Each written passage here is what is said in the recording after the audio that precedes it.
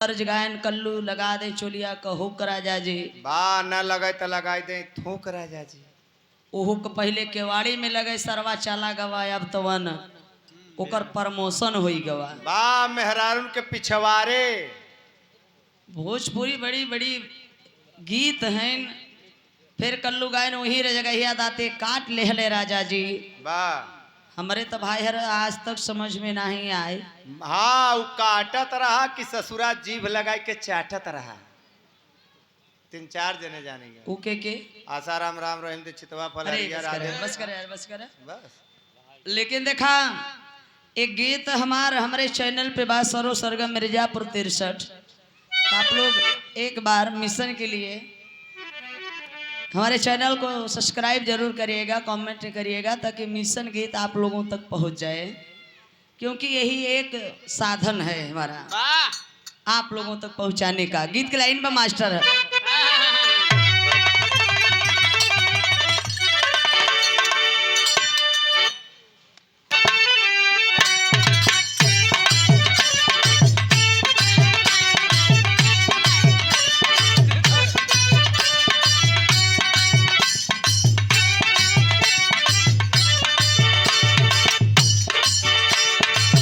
जाओ आदिवासी भैया हमारे बराबर कोई भी नहीं है।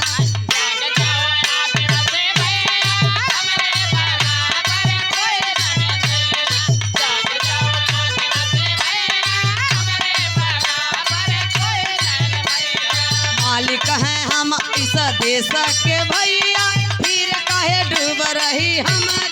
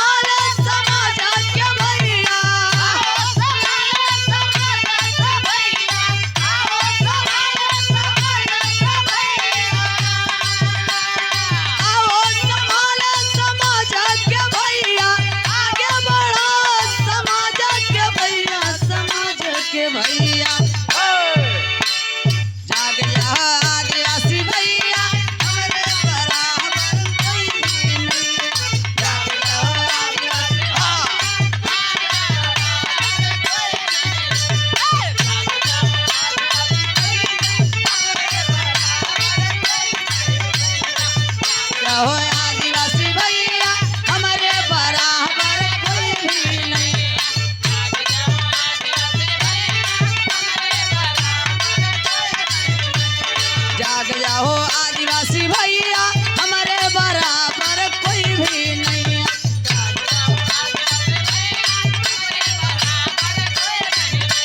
जाग जाओ आदिवासी भैया हमारे बराबर कोई भी नहीं।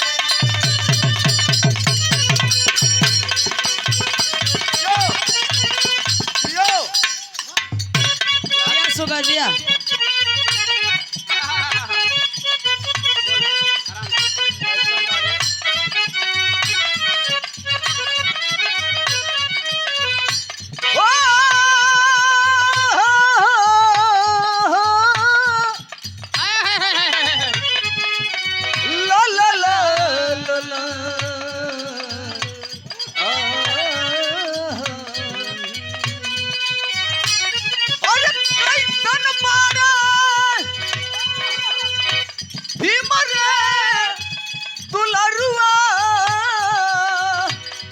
करियाई कोइल कैसान काशी राम बाहर मान्यवर कांसी राम जी जो आपके लिए साइकिल से चले, पैदल गए, कितनी लाठियां खानी पड़ी, कई बार जेल जाना पड़ा और घर से रोटी लेकर के निकल पड़ते थे। सूख जाती थी रोटी, पानी में नमक डाल करके भिगो करके रोटी को खाते थे। समाज को जगाने के लिए पूरे भारत देश में जगाने का काम किए। एक बार उनके बारे में सोचिए दिल से। धन्य है कांसी राम जी। आज वही विरासत है, बतावत है।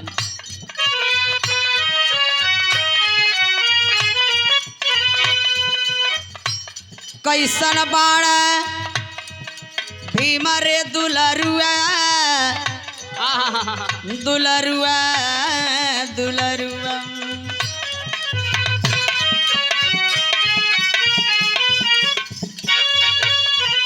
कैसन बाण भीम रे दुलरुआ कैसन बाण कांसी राम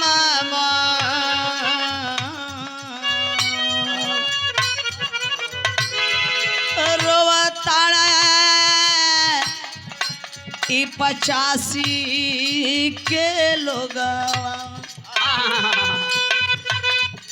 रोवताड़ ई बहुजन के लोगवा बोला नया लावा से लो रोवताड़ बहुजन के लोगवा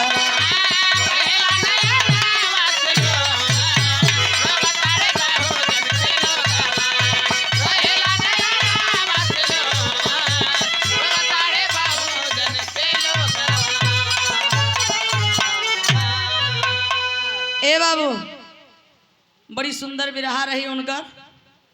हम उनकर विरहा में ज़्यादा इंटरफेयर ना करब, आप लोग खुद ही समझदार होगा, समझ गल होगा। लेकिन हमारा मिशन क्या चीज़ है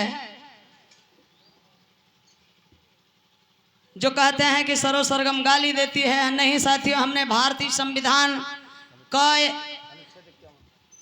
अनुच्छेद 51A के पाखंडवाद के खिलाफ बोलने का अधिकार, वैज्ञानिक सोच, मानवतावाद को बढ़ावा देना चाहे निष्ठापूर्वक सरो सरगम ये पालन कर रही है कि हम पाखंड के खिलाफ, अंधविश्वास के खिलाफ संविधान में लिखा है हमें बोलने का। ये हमारे लुलुगा बुधुआ समाज कैसे सुधरी?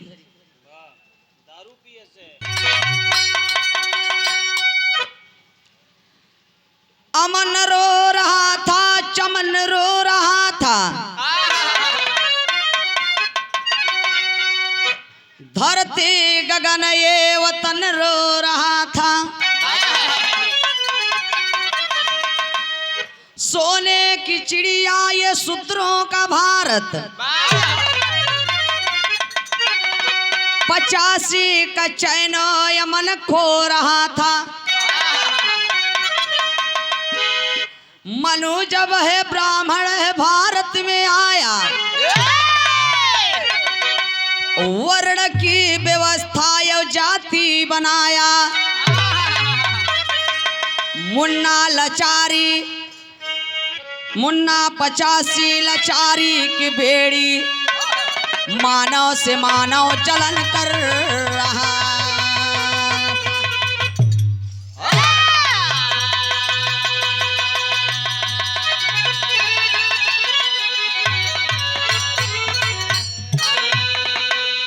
ए बाबू, आखिरकार में ये द्रविड़ सोने का चिड़िया भारत देश, 85 मूल निवासी आदिवासियों का देश।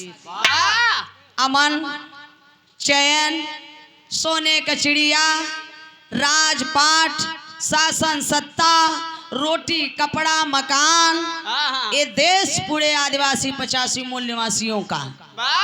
लेकिन इस देश को बर्बाद करने के लिए डच आए, फ्रांसीसी आए, पुर्तगाली आए, हुडी आए, शक आए, अंग्रेज आए, आर्य आए, सिर्फ बर्बाद करने के लिए। जो जैसे आया अपने शासन सत्ता में वैसे भारत का नाम रखते चला गया। लेकिन देखा है कवि जी विरहा में शुरुआत में एक लाइन गजल का भाव लिखे हैं। कौन गजल है भैया?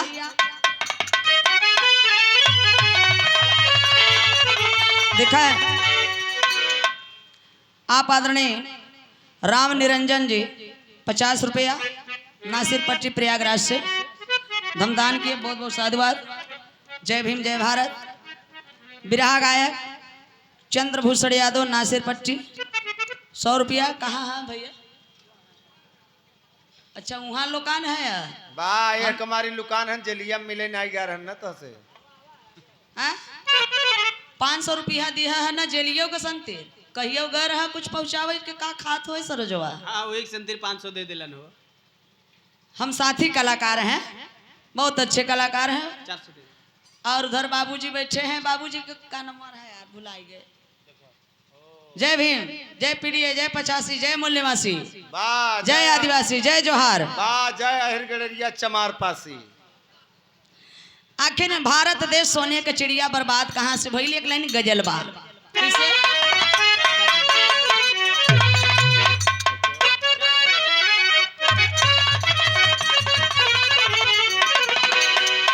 कोनो प्यार करे वाला, कोई प्यार करने वाला अपने प्रेमिका से कहता है, अच्छा तो ये प्यार मोहब्बत वाले में जानत है, जेलिया में 100 में 70% तो प्यारे करे वाले बेचारे लड़का, नाबालिग लड़का, बेकसूर लड़का कुल फंसावा गए हैं। वही में यो बेचारा फंस गया। पीड़िए का लड़का, 85 का लड़का, झंडा डंडा ढोई वालन का लड़का। और मालिक तो यहाँ बैठ के भैया एसी में मलाई चाटत है। राण खुशी कब जब सब कमरे तब हने रणुआ तो का करे का बतावा का ये मुखियन के जौन बैठा है लखनऊ दिल्ली में जौन बैठा है जा, कई लोगन के 85 मूल निवासी वालन के पता नहीं रहा कि सरो सरगम हमेशा 85 और मूल निवासी का बिरहा गाई।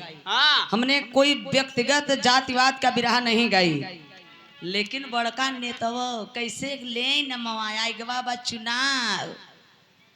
ए भैया हरा जब आदिवासी का रोट लेवे हो तब आया सरोजवा के लग गए 96 मिर्जापुर में। कवि जी गजल का भाव लिखे हैं का,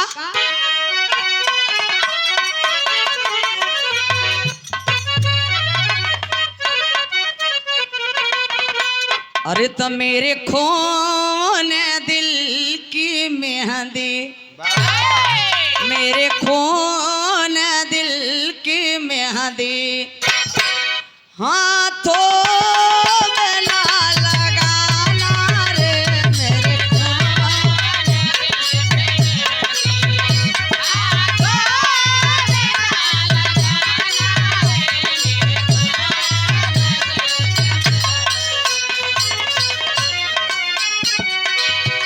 मेरे खोने दिल की मेहंदी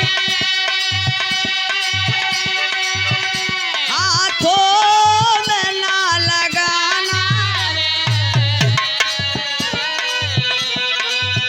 निकले जब मेरा जनाजा, निकले जब मेरा जनाजा सहनाइयाँ बजाना रे, निकले जब मेरा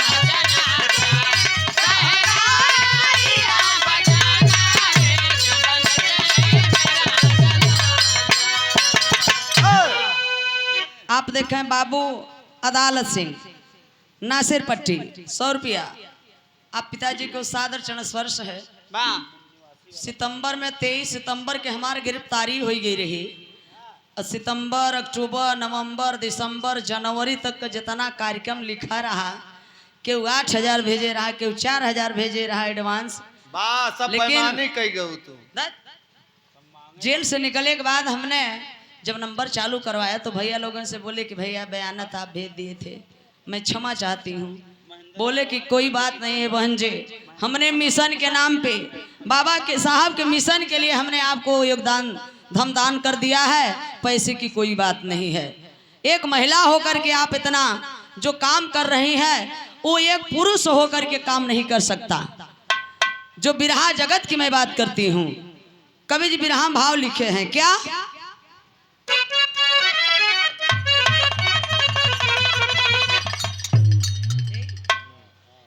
महेंद्र यादव जी, महेंद्र यादव अपना म्यूजिक चैनल जो है आपकी ओर से 100 रुपये का धमदान किए हैं।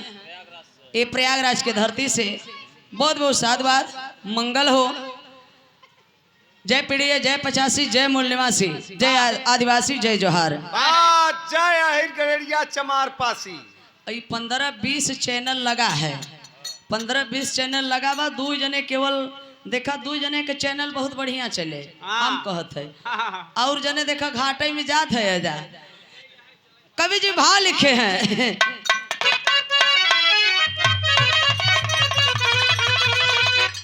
सुतरन का नैया डूबल, इस सुतरन का नैया डूबल, भगवान के सहारे सुतरन का नैया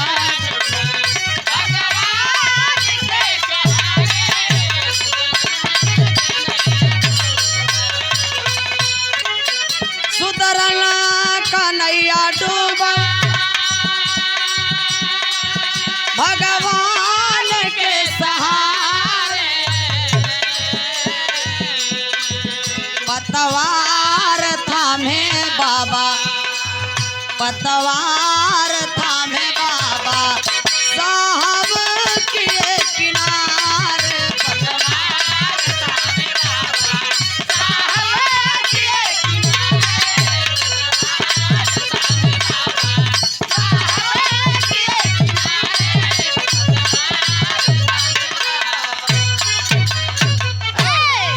इस सुदरन का नैया डूबल, इस सुदरन का भारत देश। शूद्र का मतलब जाना था, चमार है, मुसहर है, पासी है, कोल भील मुसहरा है, तई भैया शूद्र है। हम तो शूद्र नहीं है, लेकिन जे जेकरे घमंड भरा बा है, जे मिशन का नाही बा, जेकरे घमंड बा, जे लिखता ओम प्रकाश सिंह यादव, ओम प्रकाश सिंह मौर्य, ओम प्रकाश सिंह पटेल, सिंहिया तो कुल डाहता है। यह चौक चौकी आपस में झगड़ा करावता। वो कहीं कि हमने तो बढ़ जाती है यार, सरवा चमार है, इन्हें शूद्र हैं।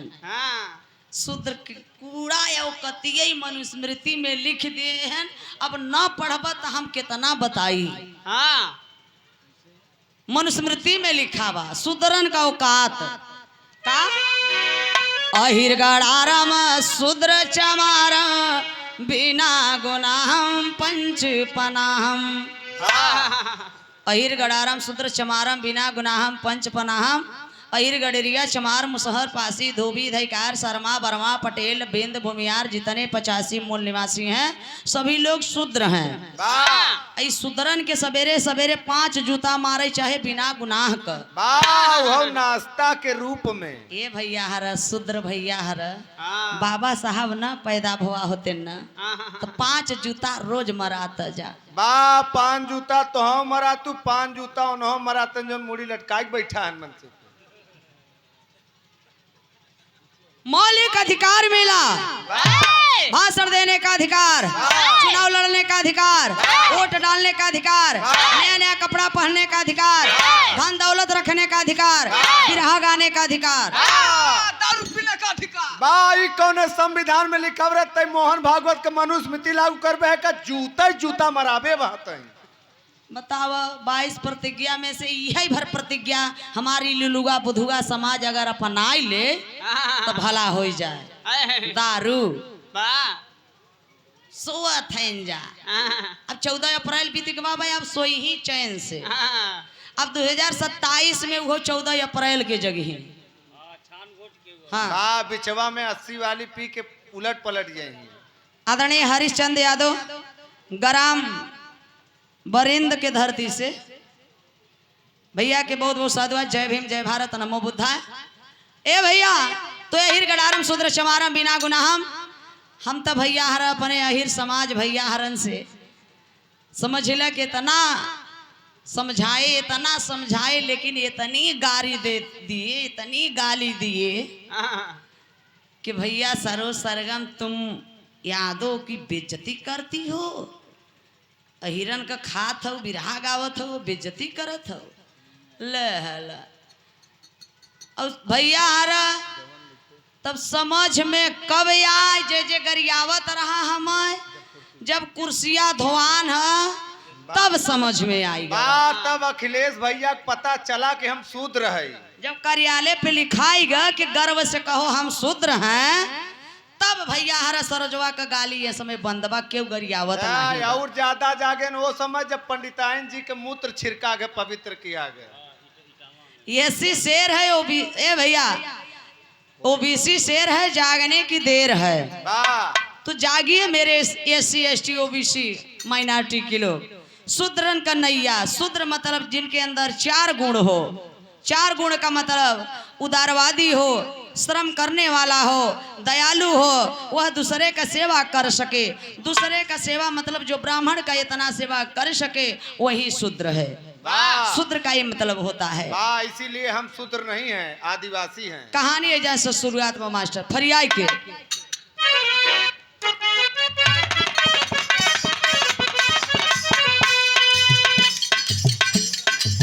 मेरे भारत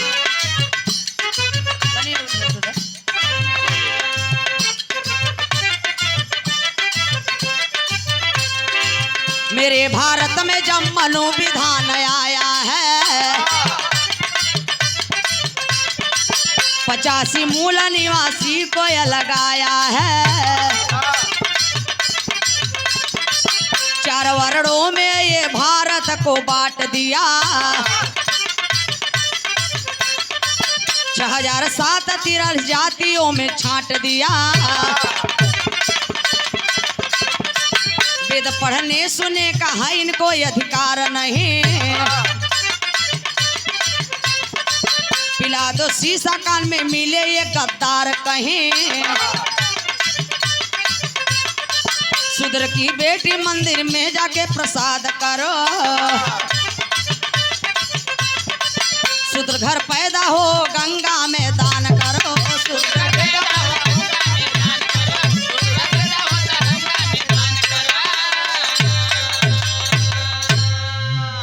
आदिवासी मूल निवासियों के शासन सत्ता राजपाट में उस समय आज जैसे मेरा देश संविधान से चल रहा है, संविधान के पहले जब मनु हमारे भारत देश में आया है तो मनु ब्राह्मण ने एक मनु विधान मनुस्मृति बनाया।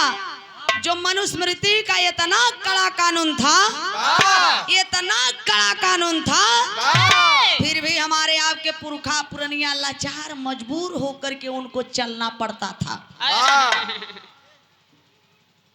बाबूजी जब मनु भारत देश में आया 4 वर्ण बनाया, ब्राह्मण क्षत्रिय वैश्य शूद्र, और मनुस्मृति का कानून कह रहा है शूद्र घर अगर बेटी पैदा होती थी तो उस बेटी को पतरी पे रख के बिटिया का विष्णु के मूर्तिया से पत्थरवा से बियाह करवाए। बियाह करवाई दें। जब 12-13 साल का वो लड़की हो तो लड़की के मंदिर पे पहुंचाई दिया जाए, पुजारी के दे दिया जाए। मंदिर पे वो पुजारी आप शूद्र की बेटी का शोषण करता था, शारीरिक संबंध बनाता था और गर्भवती हो जाती थी वो बेटी। और जो उस बेटी के जो गर्भ से जो बच्चा पैदा होता था तो उसी को हरिजन कहा जाता था।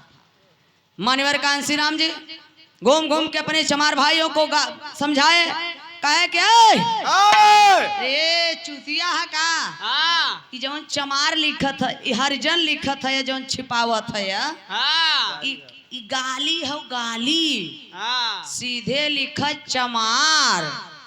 इसीलिए कांसी राम जी कहे ना, जे चमार है वो हमार हो, जे चमरकिट हो कहीं फिट है। और उस समय मनुस्मृति का कानून कह रहा है शूद्र के घर जो पहला बेटा पैदा होगा, पहला बेटा मतलब बलिष्ठ शक्तिशाली पैदा होता है, दिमाग का तेज, वो बेटा के गंगा में दान करवाई दें।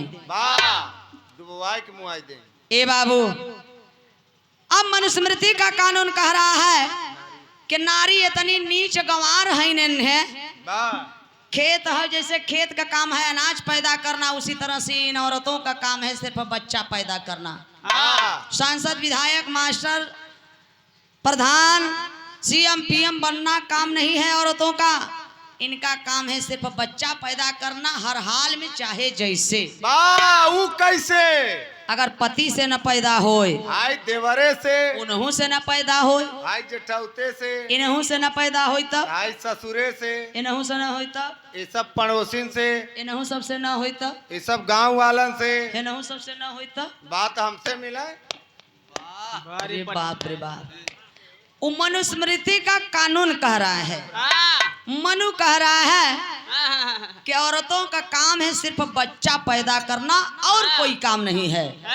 और गीता में लिखा है नारी नरक का द्वार। तब इन्होंने पैदा कहाँ से भयन।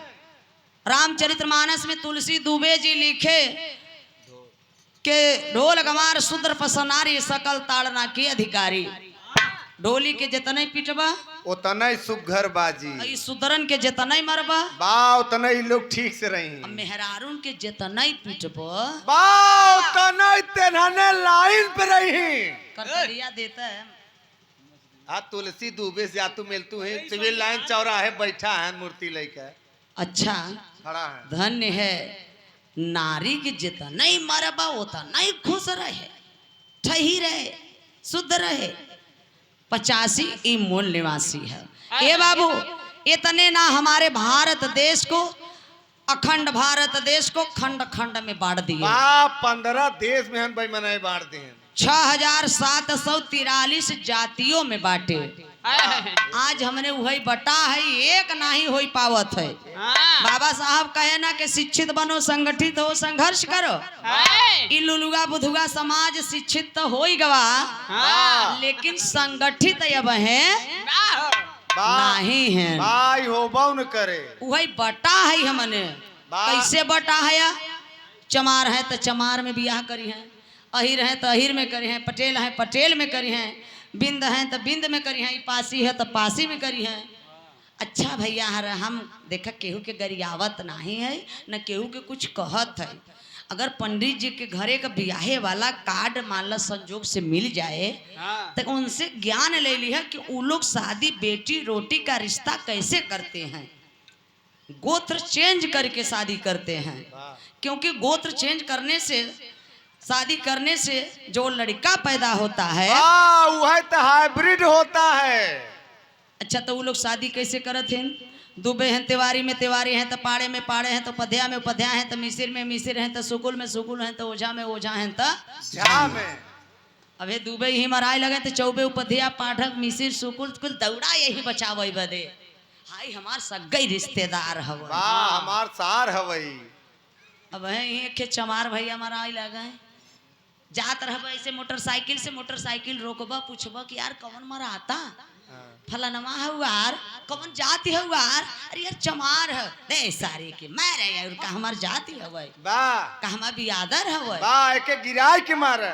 जब ये चीज खत्म होगा हम लोगों के अंदर से तब एक होंगे हम लोग, तब शासन सत्ता राजपाट अपना होगा।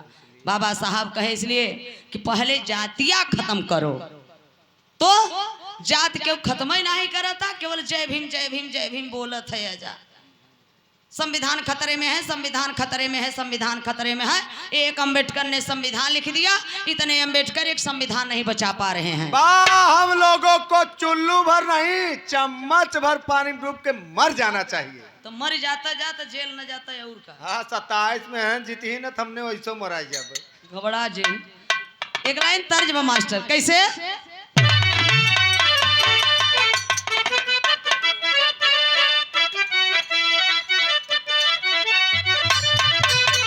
भारत देश का हमारे मूल निवासी 85 का, और आप कैसे बाबूजी पाखंड में कैसे शोषण कैलन। तर्ज के लाइन बा, गोरी तोरी मुस्की चा वनिया हो यार जिला खिलावे,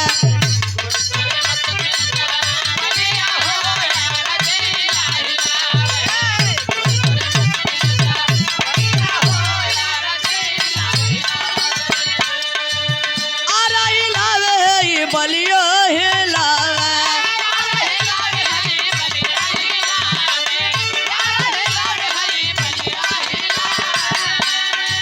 जान मारे ना की कहना दुनिया हो सारा जिला हिलावे, जान मारे ना की कहना दुनिया हो सारा जिला।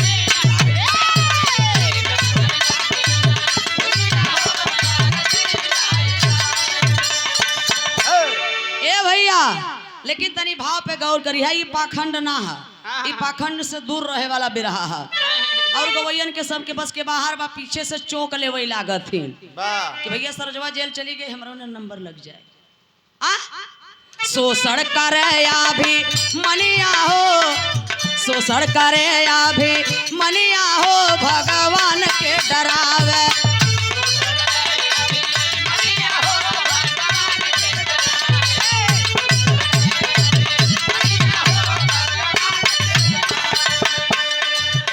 भगवान के डरावे, भगवान के डरावे।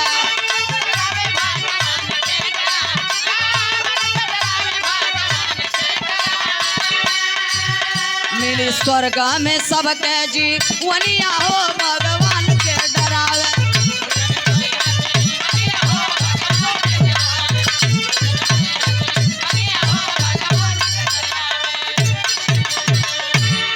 अब 85 वालन के कैसे शोषण किए, भगवान लियाए।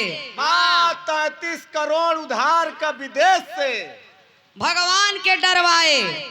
अगर गांव में का प्रधान जी अगर गंगा जी से एक टाली बालू लियाई के गिराई दिहन, तो पंडित जी का करही चिकन का पथरवा बिराय के ले यही कहीं ला रे सरये तो नन का ये साली का राम है। भोले सरवा करीवा कुकुरई जाए के ऊपर पेशाब करे हो, लेकिन का कहीं तो नन का देवता है। और वैसे भी हमरन का देवता उन करे 24 घंटा जेवा में रहती। ए बाबू मिली स्वर्ग में जीवनिया हो, स्वर्ग नरक बनाए एक रे बाद, स्वर्ग और नरक। बताओ जिंदा आदमी वहां जा नहीं सकता, अब मुर्दा साला वहां से यहाँ आके बता नहीं सकता, तो स्वर्ग नरक देखा किसने? अरे सब पंडित लोग मिल करके सिस्टम बनाए माल कमाने के लिए। माल माल देखा बाबू का ये दुनिया में ना बाटन, बाबू स्वर्गवास में चला गए। पंडित जी के तेरही में बोलब, दाढ़ी छोलवाई लेब, बार छोलवाई लेब, मोछा छोलवाई लेब, शुद्ध होई गवा। बा पूरी गोदाम ससुरी बाकर मतलब कि यार अगर असली ई तेरही करत है, शुद्ध मानत है, तो नया निर्माण उस दिन से सब कुछ होना चाहिए। गोड़े से लेके मुड़े तक का छोलवावे के चाहे, तब शुद्ध माना जाए।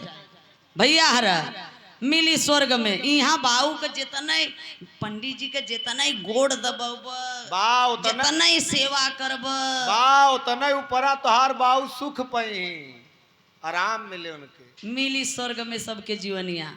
अब इनमें शोषण कुछ करत हैं, और काहे में शोषण करत हैं? 4 वेद 4 धाम 4 जुग बनाए,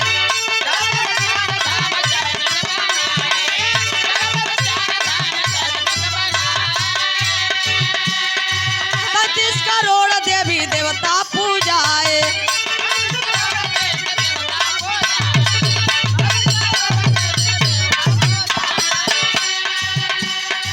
धर्म का दिहला चा कनिया हो अपन गोड़ पूजवावे।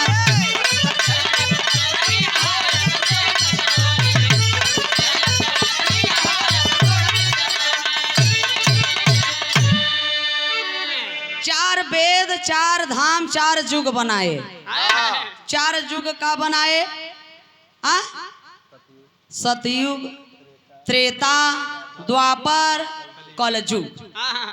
4 जुग बनाए। एकर मतलब जानत है?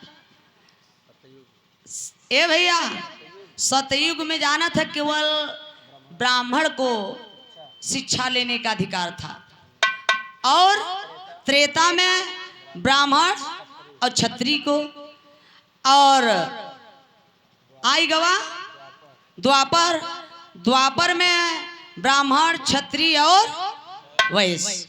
अब कलयुग में बाबा साहब सबको अधिकार दिए पढ़ने का।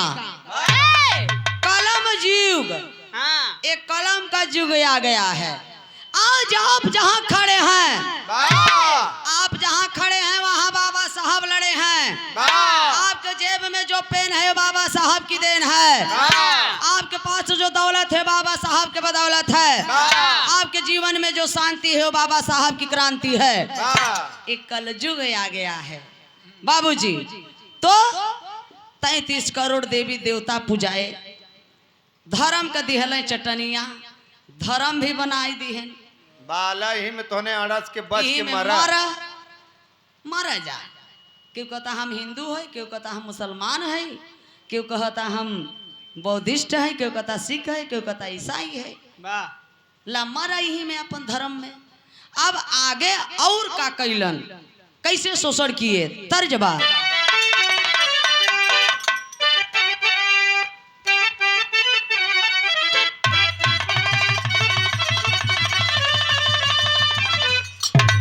अरे माया का ऊंचे बाया रियाना हो, बैठे बुधा भगवान।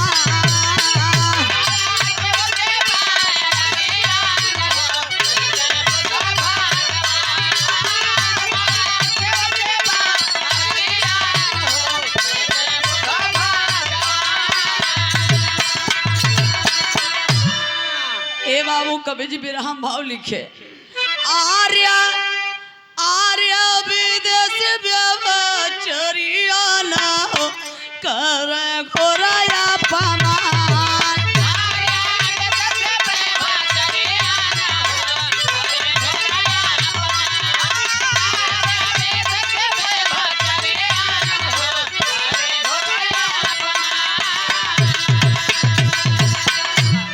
बाहर यार विदेशी, आज वो समय हो गया है कि मानो मानो से जल रहा है। और ये विदेशी जब इतना अपमान किए, इतना हमारे शूद्र 50 मूल निवासी का अपमान करते थे बाबूजी। कैसे कैसे करें, गहना ना पहिरे पावे शूद्र का नारी।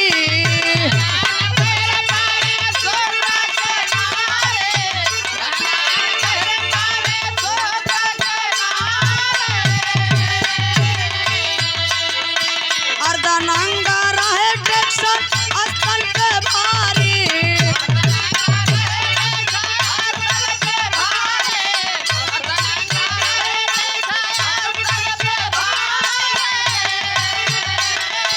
देवदासी बनली कुमारिया ना हो, कर घोराया अपमान।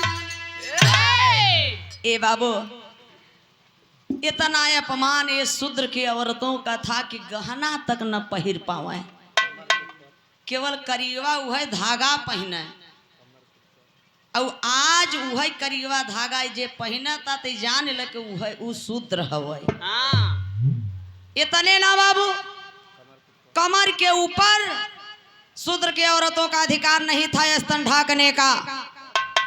अगर जो शूद्र की औरत अगर स्तन को ढक करके ब्राह्मण के सामने अगर उस समय चली जाती थी तो उसको मोलाकरण स्तन बराबर सोना देना पड़ता था। उसको कहा जाता था स्तन टैक्स। शरीर हमार तौला तौल के वजन कई के बाबू ओकरे बराबर तब जाय के सोना ले। बाहरे दक्षिण भारत की माता वीरांगना, बाहरे माता नांगेली, ये अपमान नहीं सही, बर्दाश्त नहीं कर पाए। अपने हाथ से हंसिया लेके अपने स्तन को काट करके केला के पत्ता में मनवादी को दे देती है और वही दम को तोड़ देती है। इस सदमा बर्दाश्त नहीं कर पाए माता नांगेली की पति भी इस दुनिया को छोड़कर चले गए बाबूजी। कुंवारे में महतारी बनाए दें हमारे शूद्रन के बहन बिटियन के। और रूही के देवदासी प्रथा कहाँ, मंदिर पे रख दें देवदासी। ए भैया, आज भी दक्षिण भारत में लगभग हर मंदिरों पे 84,000 दासियां हैं, देवदासी। लेकिन बाबू इतनी बड़ी अपमान। लेकिन हमारी शूद्र का करता मास्टर, एक लाइन तर्जबा।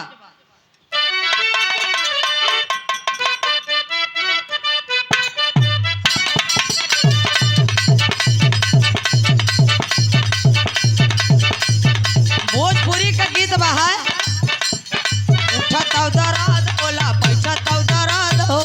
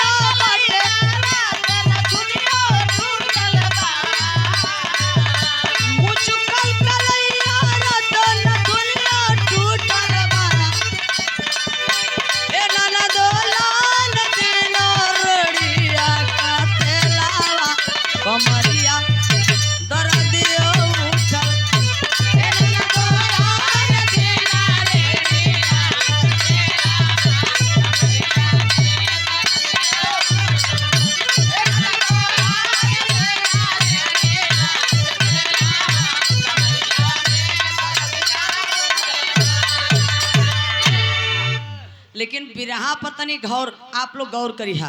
वाह मनमादी व्यवस्था के शूद्र माने आस्था,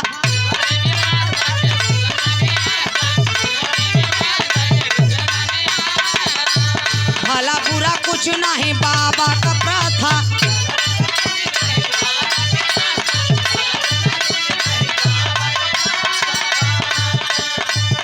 भोला भी समाज हमार बतिया न मानेला। ए भैया घरवा गयल बालुटाई, बाभन के देवता जज मानी।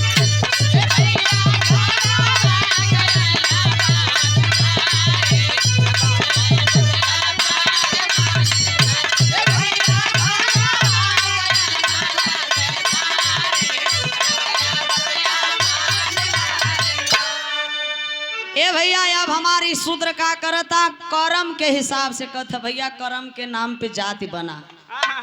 ये हमार शूद्र समाज लुलुआ बुधुआ समाज मनवादी के व्यवस्था के अपन आस्था माने लगा। आस्था अपन माने लगे। वाह कुल घर लुटाई गवा, तब वो पंडित जी के जज मानत है, बोलावत हो में पंडित जी का थोड़ो कमी बा। हाँ हमार तो हर कमी बा। कमी तो अपने समाज ही लुलुआ बुधुआ बोलावता। तेरही में बोलाए, कथा में बोलाए, बरही में बोलाए, खेत लिखाए तब बोलाए, नौकरी पाए तब बोलाए, बियाह करे तब बोलाए, हाँ घर बनवाए तब बोलाए। हाँ, अरे यार बोलावत तू है, लड़का हो जाए तब बोलो नाम रखवा वही बदे, जब नामो रखे के शक्ति नहीं बात कोपर चाटे बदे 50 पैदा कैले थे जा। हाँ हाँ? कम तो लो भाई। ये हमारा लुलुआ बुधुआ समाज है।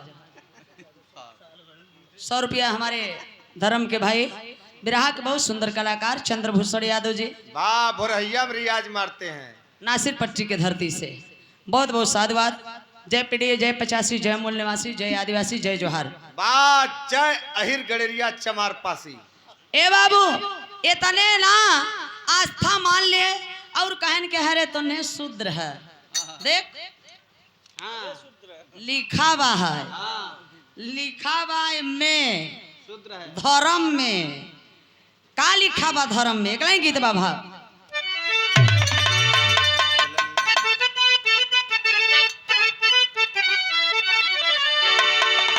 अरे झुलनिया के गुजवा हई टूटल राजा, जमनिया से गड़िया छूटल ये राजा।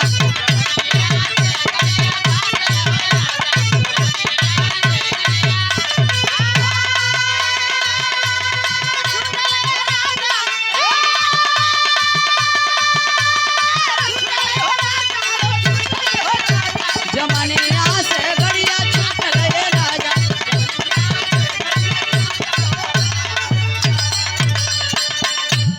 ए भैया लेकिन देखा धर्म में तो नन का सुधरन का लिखा बा, का लिखा बा? अरे जाति का रेखा है खींचल बाबू, और मनु स्मृति में लिखल ये बाबू, मनु स्मृति में लिखल ये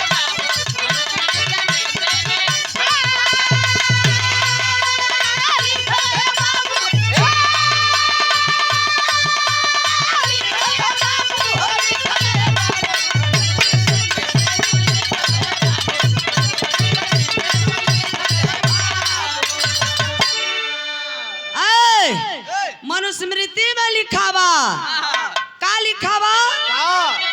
शादी भाई दुल्हन पहले पंडित घर जाई, और 4 दिन न सुधो के ससुरा में आई।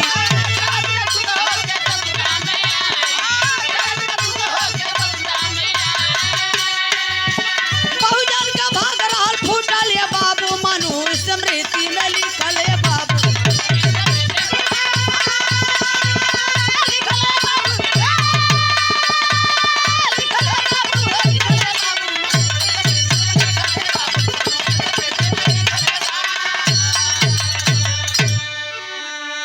मनुस्मृति में लिखा बा, मनुस्मृति में लिखा बा के सुदरन के घरे का बिटियन का बियाह होए जब डोला जाए तो पहले पंडित जी के घरे 3 दिन रुके के पड़े।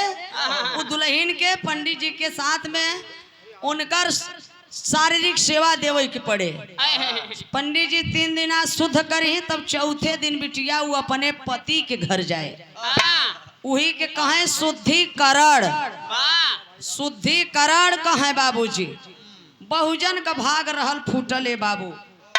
इतने ना गंगा दान लाड़ मई काले अंग्रेज ने कानून बना करके जो बेटा को गंगा में दान किया जाता था खत्म करने का काम किए। बाहर अंग्रेज हमारे अंग्रेज सब कुछ दे के गए, लेकिन अंग्रेजों के गुलाम ब्राह्मण, ब्राह्मण के गुलाम मेरा समाज ही लुलुगा बुधुआ पाखंड में।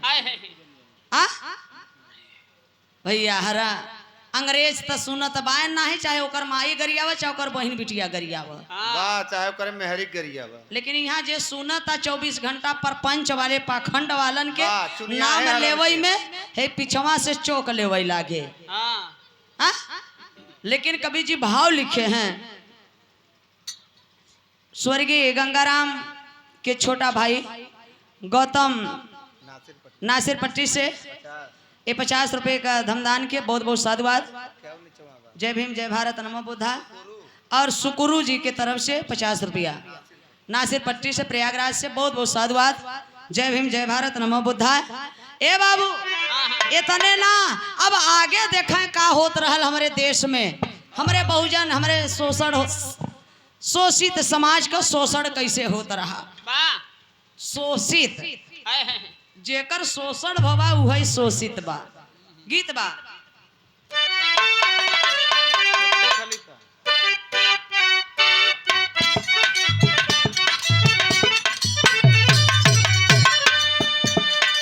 एक पुद्दी खलीफा गांव है हमारे मिर्जापुर मड़िहान वाले।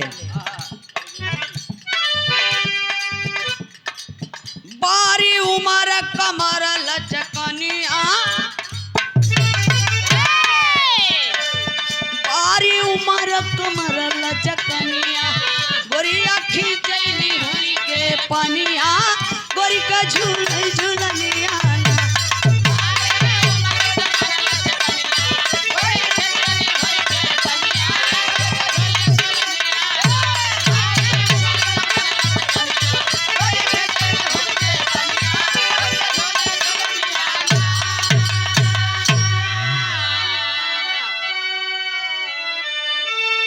औरी बहुजन के कैसे शोषण भ रहल सती प्रथा का अद्भुत, रहल सती प्रथा का अद्भुत, ई चलानवा हो बहुजनवा सुना दे के धियनवा ना।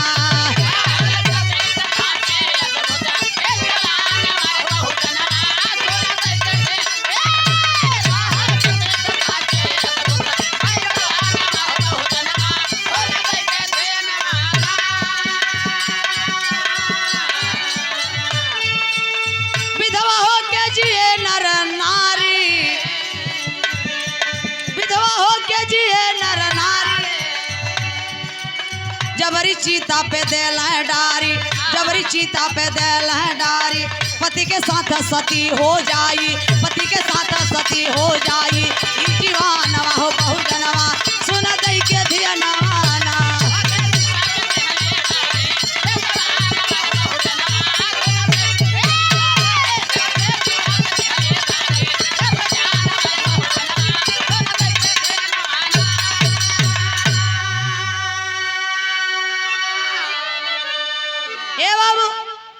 पति मर जाए तो कहो जबरदस्ती जिंदा ले जाए के पति के लाश पे वो बिचारी के जलाई दें। तो कहा कि फलानिया फलानवा के संगे अपने भतारे संगे सती हुई गई, वही के कहे सती प्रथा। 1829 में ये नियम कानून बना करके लॉर्ड मैकाले अंग्रेज ने खत्म करने का काम किए। नर बलि प्रथा, पशु बलि प्रथा, देवदासी प्रथा, शुद्धिकरण प्रथा, बाल विवाह प्रथा, ए भैया बाबा साहब तो वो सोचते थे कि कम से कम 10-20 साल और अंग्रेज रुक जाए भारत में, तब इन्हन का डंडा कई दे हैं। वाह ए भैया इतना ही नहीं, 7 मार्च 1835 को लॉर्ड मैकाले अंग्रेज जो शिक्षा का नीति बनाया और अंग्रेजी भाषा को शिक्षा का एक माध्यम बनाया, जो आज हमारे भारत देश में अंग्रेजी चल रहा है, इंग्लिश। आखिरकार में अंग्रेज हमें आपको बहुत कुछ दे दिए। वाह इंडिया गेट, हावड़ा पुल, ट्रेन, बहुत कुछ दिए हैं, ज्यादा न बताओ। बड़ा आज मजा लेते है जा, लेकिन अपन विरासत नहीं बचाई पावत है। हम लोग कितने बड़े मूर्ख कायर हैं।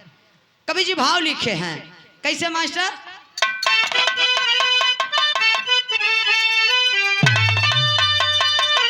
सासु मारे तनवा, हैला नदिया मारे तनवा, तनवा इहो मारेला, तनवा इहो मारेला, हमारे आगे का बेटे है ना तनवा इहो मारेला, हमारे आगे का बेटे है ना तनवा।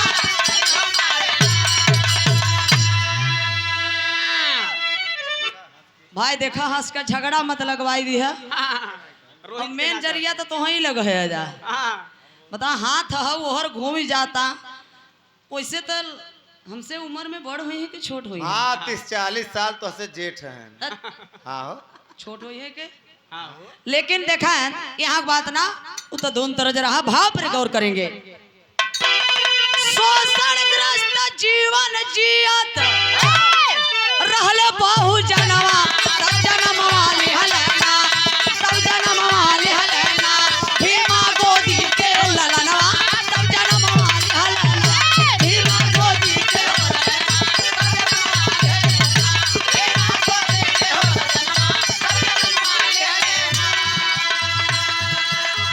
14 अप्रैल 1891 के दिनवा,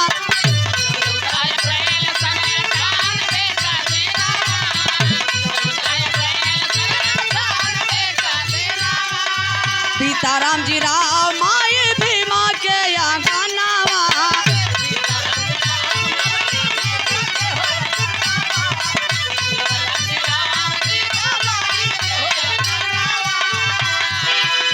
ज्ञान से प्रकाशित कैले, ज्ञान से प्रकाशित कैले पूरा हिंदुस्तानवा, तब ललनवा तब जनमवा लिहलना, भीमा गोदी के ललनवा, तब जनमवा लिहलना।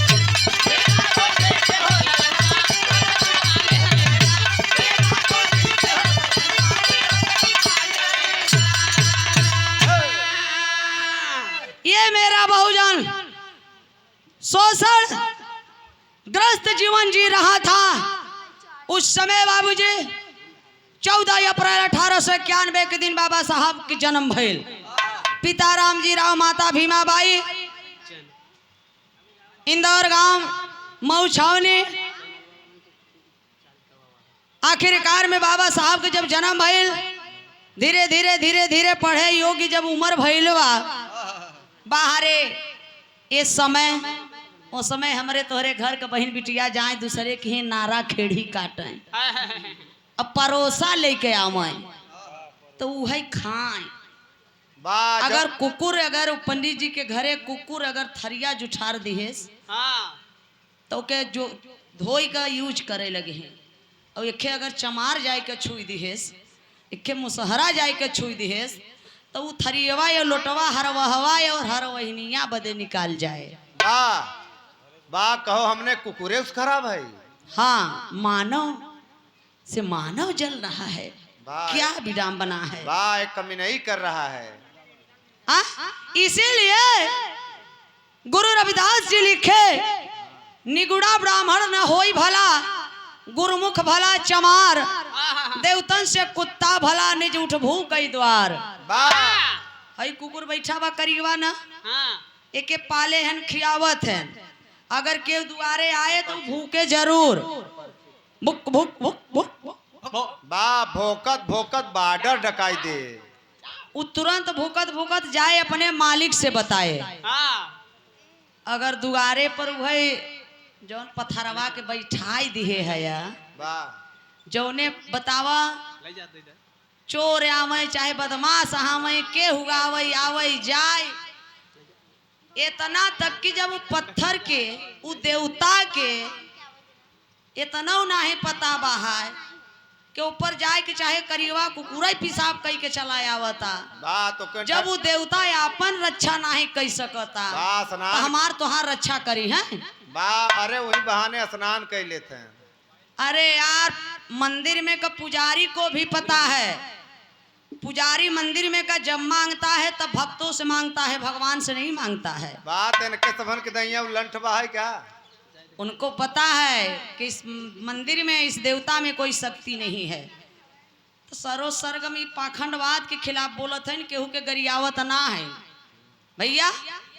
जब ईटा ई पथरा ई सब देवता 33 करोड़ देवी देवता हमें शरीर ढाकई के न कपड़ा दिहन वाह न खाई के दिहन वाह ई घर और रहा तो कुल जमींदारन के रहा न पढ़ाई के रुपया पैसा दिए न भोजन दिए कुछ नहीं दिए 11,000 लीटर सरवा जमुना में दूध बही गवा। हाँ भाई ताजा ताजा तो बताओ ये सब हमारन का देवता हैं जे हमार पेट न भर इसको सरो सरगम कभी स्वीकार नहीं करेगी।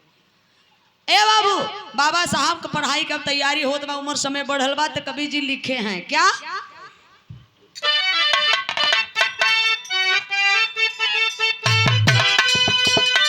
किया पढ़ाई बाबा साहब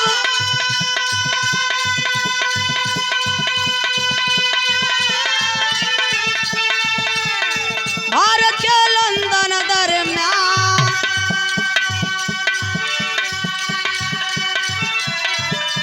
जिगरी नौ भाषा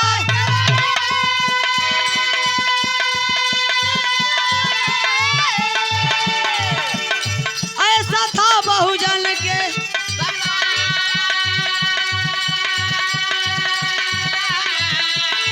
भागे लंदन गोरे गांधी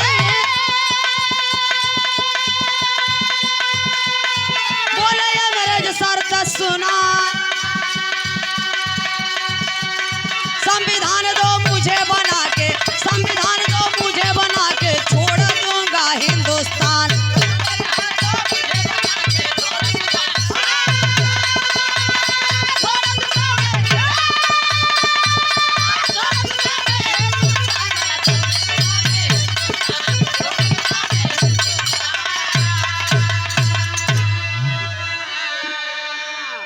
बाबा साहब लंदन जाकर के पढ़ाई किए 32 डिग्री नौ भाषा के ज्ञाता बाबा साहब और यहाँ सरवा कक्षा 8वीं फेल बाबा साहब के अंदर कमी निकालता। बात तू झूठे ने परेशान मोके सारे कजुआ शराब देते के चाय भी हो जाए किरौना पड़ के किराए के ससुरा मर जाए। ए भैया चोरई चोर मौसेर भाई नेहरू गांधी और अंग्रेज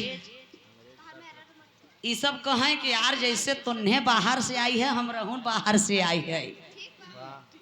गांधी कहे कि अरे यार तू सबे छोड़ी के चला जाता भारत देश छोड़ी के तू सबे जाए आप बात हमने मलैया खाई चला जा जैसे तू सबे आई रहे लुटे खाई हम रहूं आई रहे बहुत मलाई तो हूँ सबे काटा बड़ा बड़ा ईंधन का शोषण करे आप तो चला जाता बा हमने करी थे अब तो अंग्रेज कहा के ए गांधी ऐसे गांधी नेहरू मैं हिंदुस्तान नहीं छोड़ के जाऊंगा पहले आप मुझे संविधान बना के दो के देश कैसे आप चलाओगे।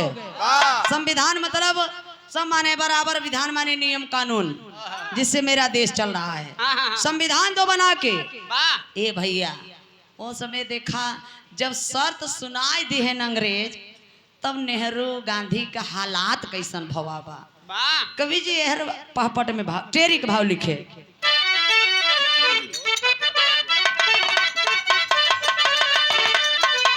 गांधी का हालात कैसन बा जब संविधान लिखे के बारी आई नेहरू गांधी का एक कैलाश दादा गावे वाह और कैलाश दादा जब गावत रहे न हाँ तब तक तू अपने मम्मी के पेटे में बिरहा सीखत रहो अरे यार ये कैसे तुम्हें पता? तोहार चचा एक दिन हमसे मिला रहन उन्हें बतावत रहन हम का जानी। हाँ अच्छा अच्छा का गाँव है कैलाश दादा?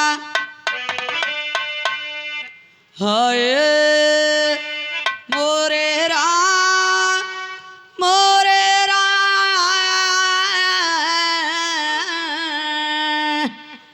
भोले बाबा जोगिया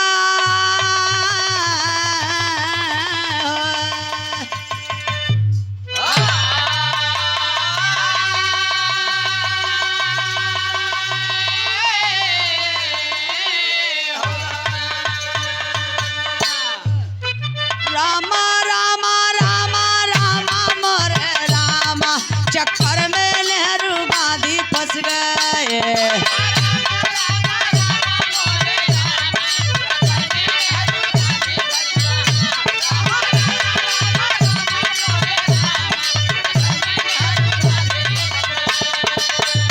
देगा संविधान हो देगा संविधान हो देगा संविधान देगा संविधान बहुजन को पूरी आजादी चक्कर में नेहरू गांधी फंसे।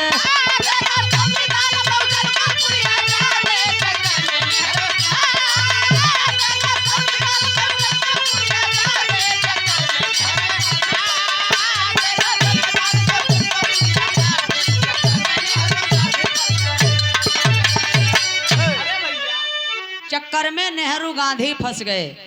देगा संविधान बहुजन को पूरी आजादी चक्कर में नेहरू गांधी फंस गए। अंग्रेजन का शर्त सुन के भैया उन चक्कर में पड़ी गए। अब संविधान लिखे के पारी आई। अब शर्त सुन के गांधी जी सोचे थे कैसे संविधान लिखाए। करे हमने लंठाई है। अब संविधान लिखे के जब पारी आई तब भइल का भैया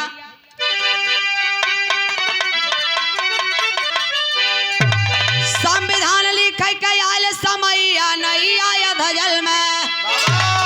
संविधान लिखे के आयल समय नहीं आया धजल में। और चिंता में डूबल भारत हमार मैया नहीं आया धजल में।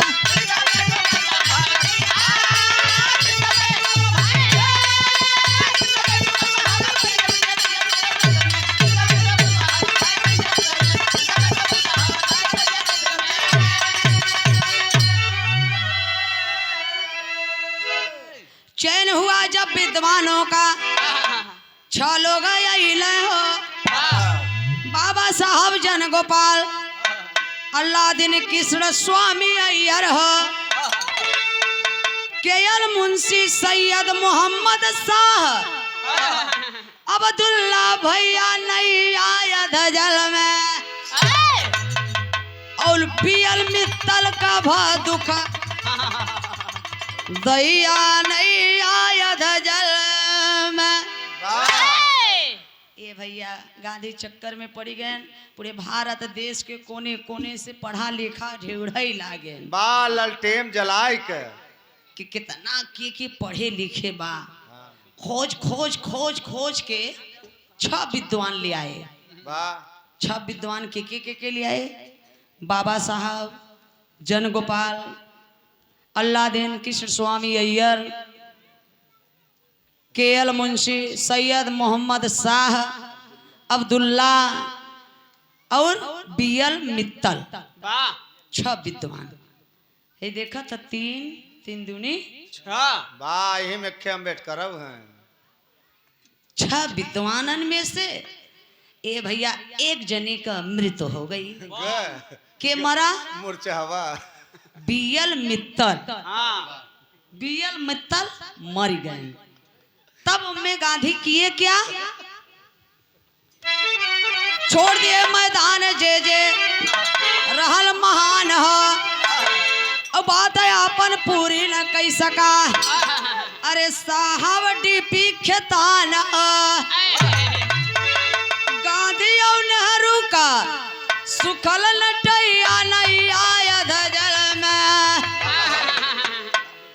अब कलम उठावा अम्बेडकर भैया नहीं आया धजल में। बीएल मित्तल जब मर गए बाबू तब उनकरे बदले पर के लिए आए डीपी खेतान के। जब डीपी खेतान के लिए आए वाह तो अच्छा विद्वान हो ही गए ना, अब टुकुर टुकुर ताकत है। हाँ देख ले हाँ तुम लिख पाओगे कितना पढ़े हो, वाह तुम कितना पढ़े हो, नहीं भाई तुम संविधान लिख सकते हो, हाँ नो एजुकेशन तुम लिख सकते हो, नहीं तुम इलिटरेट पर्सन। तुम लिख सकते हो। यस यस बाबा साहब अच्छा और तुम लिख लोगे नहीं नहीं। ये तो महान चुतिया है। ए भैया सब ताकत है टुकुर टुकुर के कैसे लिखाए नानी के आगे ननियौरे का बखान। बस अरे यार जेकरे पास 32 डिग्री ओ हो बाबा साहब, अच्छा ही बताव जात के चमार इतना पढ़ा लिखा न रहते का गांधी नेहरू हरे ये सब दे देते हैं का संविधान लिखे। बारे हने मजबूरी में देहरन देखा ही नहीं चाहत रहन बाबा साहब के। उता देखे न जब छवो विद्वानन टुकुर टुकुर ताकत हैं, सब बाबा साहब का मोहवा ताकत हैं। तब गांधी रोई के कहन के ए अम्बेडकर हाथ जोड़त है तोरे गोड़े गिरे थई भारत का हमरे नैया जल में बा, कलम उठावा बाबा बा संविधान लिखत तू बा लिख, ई देश के पगड़ी तोहरा माथे बा बाबा साहब। अब तू लिख बाबा साहब। तब बाबा साहब को कलम दिया गांधी तो बाबा साहब करते हैं क्या,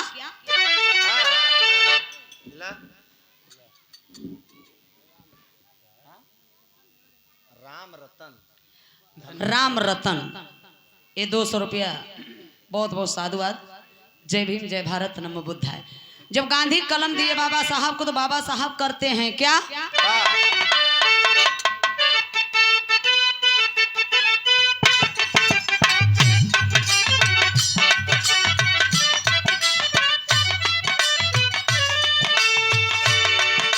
उठी कलम बाबा साहब की बहुजन के लिखे तकदीर, समय से पहले प्रारूप बनाए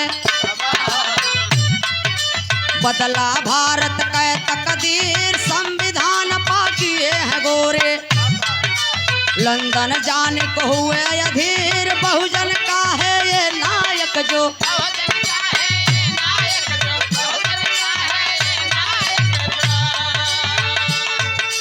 बहुजन का है नायक जो चला दिया ये कलम का तीर, जिससे कोई बच ना पाए मिटा दिए जाति का लकीर, संविधान में लिखे आरक्षण गांधी के दिल में बात पीर, हटा दो अम्बेडकर आरक्षण, तुरते ही बेईमान किए जकीर, नहीं हटेगा कभी आरक्षण।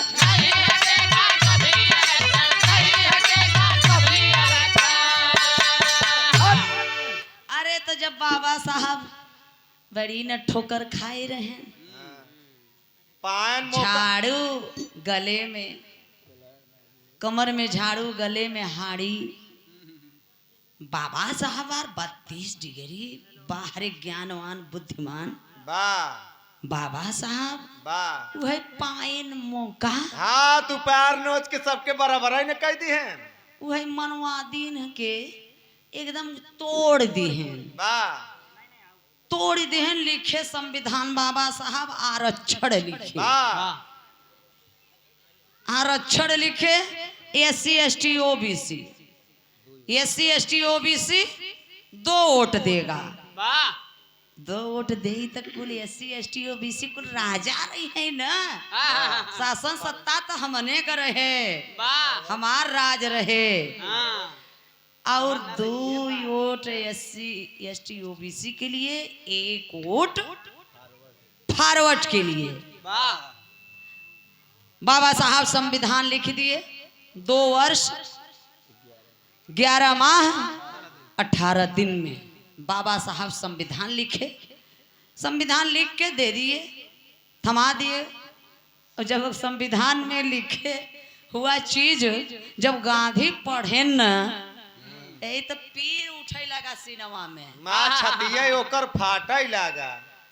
बाबा साहब से गांधी कहे लागे कि ए अम्बेडकर हे जौन 2 ओटवा का अधिकार लिखे है वाह एके हटावा वाह एके बलकन हटाई दा एकरे बदले पर संविधान में लिख दा कि जौने SC ST OBC के लगे ओकरे नामे जमीन रहे जे टैक्स देत रहे और जे पढ़ा लिखा रहे उही भर वोट दे नहीं तो केहू वोट न दे।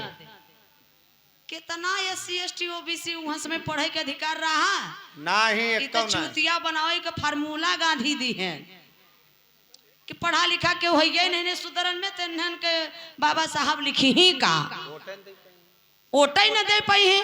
लेकिन बाबा साहब कहें कि सुनिए गांधी जी, बाबा साहब गांधी से कहते हैं जवाब में सदर भाव में क्या कहे,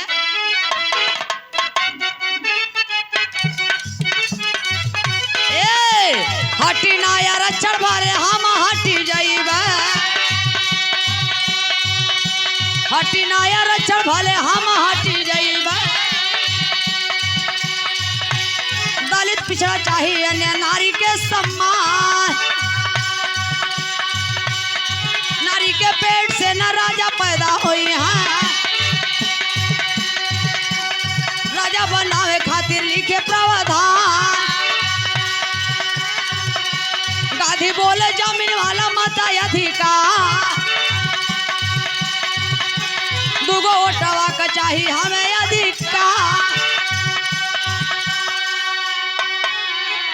अरे गांधी जी के पिठिया पर लोटे लगा सपवा, अनशन पे बैठी गई सरकार,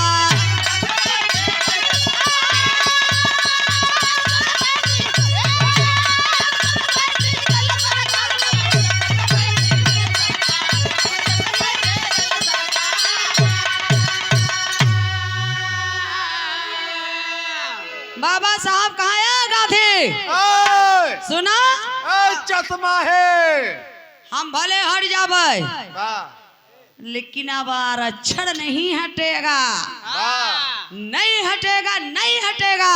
वाह तब गांधी के धीरे धीरे धीरे धीरे देखा ये लोग बड़ा नाटकबाज होती, वाह यानी शासन सत्ता राजपाट लेवई बदे ये लोग साम दाम दंड भेद एको नहीं छोड़ते हैं, कुल अपनाई ले ही यूज कैले ही।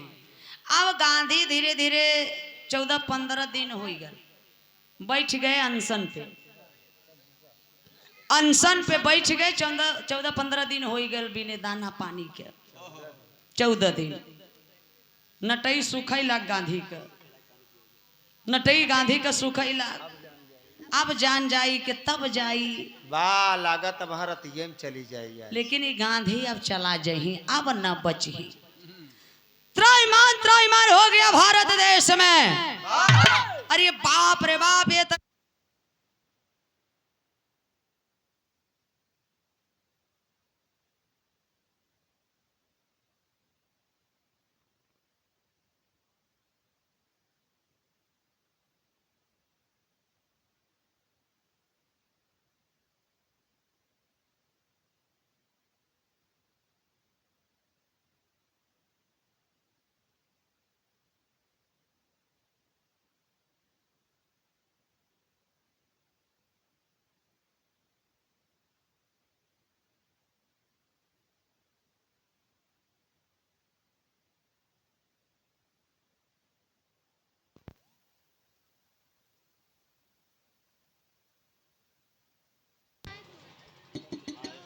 हेलो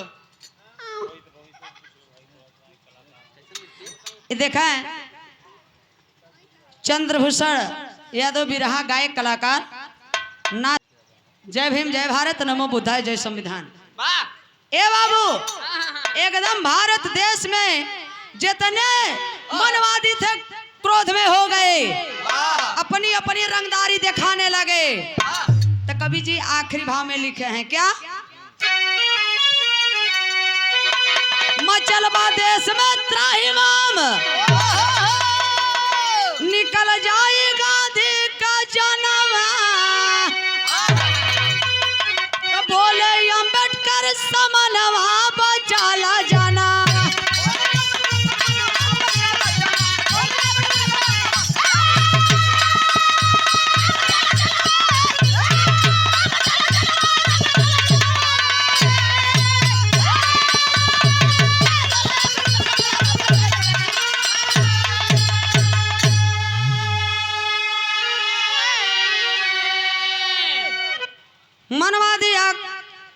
मनवादी आक्रोश में आके करते ये रंगदारी, गरज के बोले बाबा साहब करो ना अपनों से गद्दारी।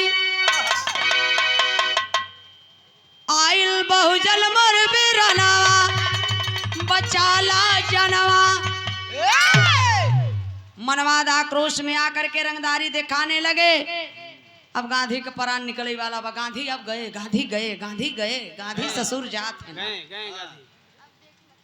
तब उनकर गांधी का मेहरारू कस्तूरबा गांधी आई का बाबा साहब के गोड़वा पर भहराए।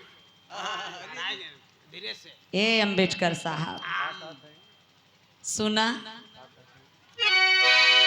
अम्बेडकर के आगे कस्तूरबा भइली लाचार, अब विनम्र भाव से विनती कैली दैदा से नूरा हमार। पवला गांधी जीवन धनवा बचाला जाना।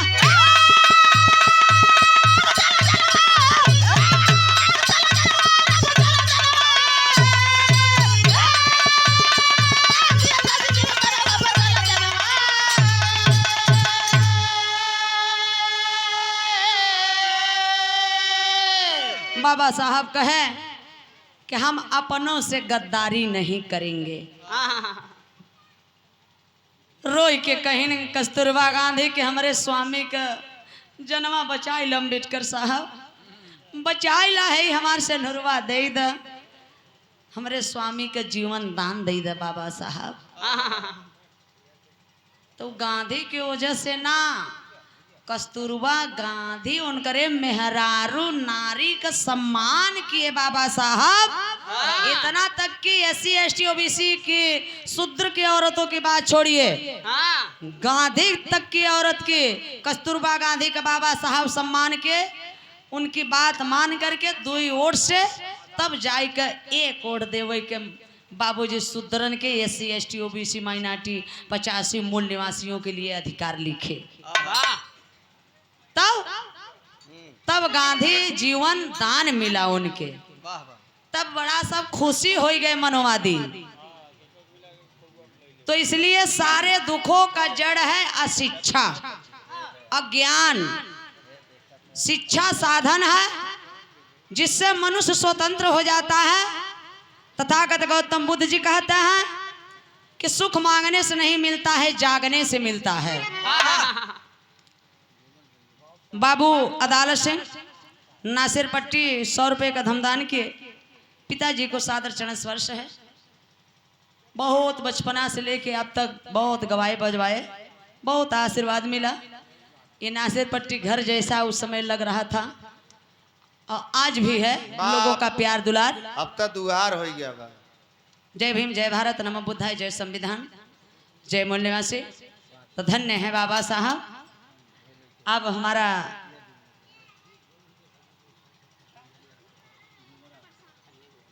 बहुत बहुत धन्यवाद हमारे बड़े भाई चंद्रशेखर जी का कहना बा, क्योंकि कार्यक्रम जब लिखवाए तभी बोले थे कि उस बेटी को जरूर लाइएगा, उसके हौसला को हम बधाई देंगे जो इतनी कम उम्र में 12-13 साल के है। अभी 13 साल पूरा नहीं हुआ है, सितंबर आएगा तो हो जाएगा। 4th क्लास में पढ़ती है। ये देखिए इसके हिम्मत और मनोबल को देख लीजिए कि मैं जेल में थे फिर भी एक गीत संगीत का लाइन सिर्फ मोबाइल से सुन करके और इन मनवादियों को दबाने के लिए और सरव सरगम का हौसला बढ़ाने के लिए एक बेटी हमारी छोटी सी गीत गाएगी, इसके बाद 2